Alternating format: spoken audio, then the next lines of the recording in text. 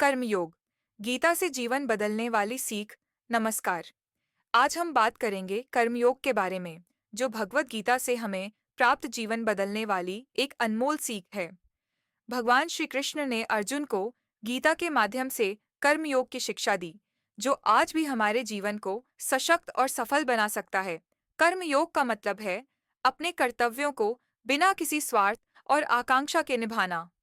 भगवान श्री कृष्ण ने अर्जुन से कहा, तुम्हारा कर्तव्य केवल कर्म करना है, उसका फल भगवान के ऊपर छोड़ दो। इस वाणी का अर्थ है कि हमें अपने कार्यों में पूरी निष्ठा और ईमानदारी से लगना चाहिए और उनके परिणाम पर हमारा ध्यान नहीं होना चाहिए।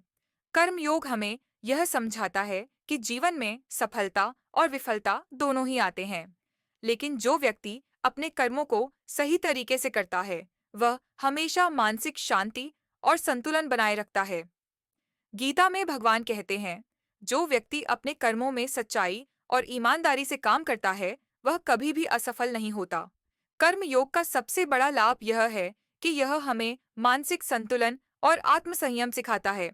जब हम अपने कार्यों में लगे रहते हैं, बिना किसी उम्मीद और चिंता के, तो हमें तनाव और चिंता से मुक्ति मिलती है।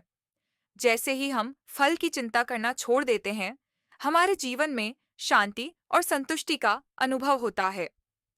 भगवान श्री कृष्ण ने यह भी बताया कि हमें अपने कर्तव्यों को निभाते समय किसी भी प्रकार का अहंकार और इच्छा शक्ति छोड़ देनी चाहिए। कर्म करते समय मन, वचन और क्रिया में एकता होनी चाहिए।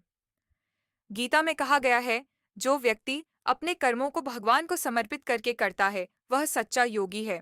हमें अपने कर्मों में न केवल बाहरी रूप से, बल्कि आंतरिक रूप से भी शुद्धता और निष्ठा रखनी चाहिए। कर्म योग हमें यह सिखाता है कि हमारा हर काम, चाहे वह छोटा हो या बड़ा, एक दिव्य उद्देश्य का हिस्सा है। जब हम इसे इस दृष्टिकोण से करते हैं, तो हर कार्य में साधना और योग का तत्व होता है।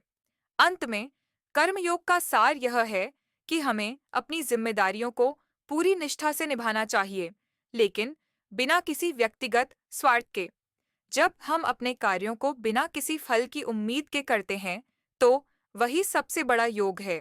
भगवान श्री कृष्ण ने हमें यही संदेश दिया है कि कर्म ही धर्म है और कर्म ही योग है। धन्यवाद। जय श्री कृष्ण।